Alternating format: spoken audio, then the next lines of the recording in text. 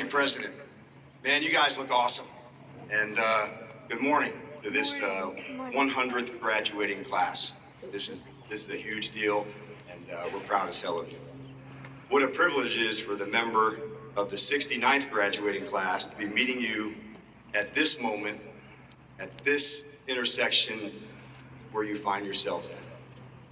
I've been thinking a lot about what I wish someone standing here would have told me when I was sitting in the same seats 31 years ago. And honestly, it just keeps coming back to 4 words. There's 4. That I wish somebody would have told me and what I want to pass on to you. The 4 words would probably be a very short speech.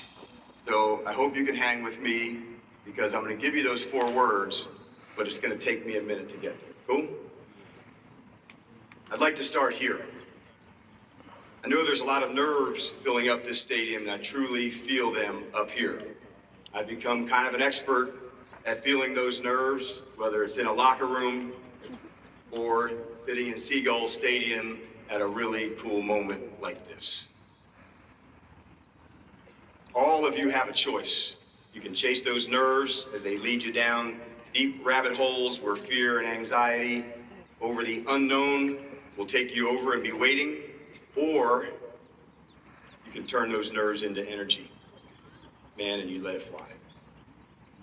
Because that is the magic. The magic is in these moments, in the unknown. Whether you're nervous about the path you're about to take, a job that may be waiting for you, or you have no idea what direction you're going in, I know there can be so much uncertainty swirling around you. I get it. But what I would tell you, and embrace all of it. I want to be really clear about this. And the entire world is open to you. My wish and my hope for every single one of you is to not let the world change you. You go and change the world. As big as that sounds, it's not. Everyone asking you the same question over and over. I get it. What do you want to do? Man, I hate that question. I'm asking you, and who do you want to be? I can't wait to hear that answer. What you do may change, but who you are, it should not. If you would have told me, the class of '94 DQ, that he'd be a head coach of an NFL team, I said, come on. I'd be excited as hell, don't get it twisted. But trust me, I did not see that coming. You had told him how he got that job. You gotta work, you gotta grind, there's gonna be some determination it will take. Now, that probably wouldn't surprise him at all. But today, I'm gonna give you 2 questions that can help calibrate your compass as you figure out what direction your true north is pointing. First one, what do you care about? Find out what lights you up. I want you to run like hell to it. Use what you care about as a roadmap. I cared about teaching, making people better. That's what I cared about when I said I wanted to be a coach. Who do you care about? Man, this one is so easy for me. This campus is really meaningful for a lot of different reasons, but it starts and it ends with the day that I met Stacy. He was a true OG, my ride or die always. I want you guys to find your crew, find your people. They may be sitting in the seats beside you. Some are in the crowd cheering you on.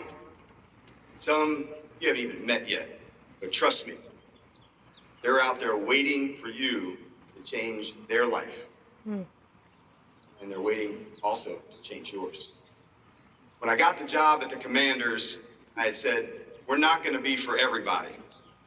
People could have viewed that as some kind of insult, and that's not at all. I viewed it as the truth, and I'll tell you why, because I mean it for you too.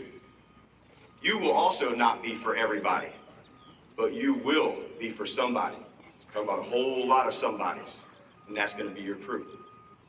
Quality over quantity. Find your people. I've been on over 80 teams in my lifetime, and I can tell you that the best teammates make the greatest teams. When people believe in you, man, it changes the game. When you believe in yourself, that changes your life. How do you become the best teammate? Easy. By being you, fully turned up. There are so many outside voices that we all hear, self included. I'm here to say, make sure your voice is the absolute loudest. How do you talk to yourself? How do you view yourself? Who do you want to be? We want you to find your superpower. Many of you don't even know yours yet, and that's where the fun begins. In the movie version, Spider-Man learned to cast his web. Superman, he learned he could fly. Yours may be more subtle, but I promise you, it's just as powerful. My superpower, I love to develop people and help them find theirs. That's what lights me up. I don't think I fully knew mine when I was sitting where you are, but I do know my story began right here. My experiences at Salisbury helped shape those superpowers. You may not know what you want to do yet, but you can know who you want to be, and that is where your story begins. Along with your superpower, you're going to need resilience. 100% you're going to get your ass kicked some. Some would say, oh no. But I would say to them, hell yeah, bring that shit on. It's an attitude that you can take on. Do not fear the word no. You're going to hear it a lot. I still do. See it as the start of a new story, a story you never saw coming.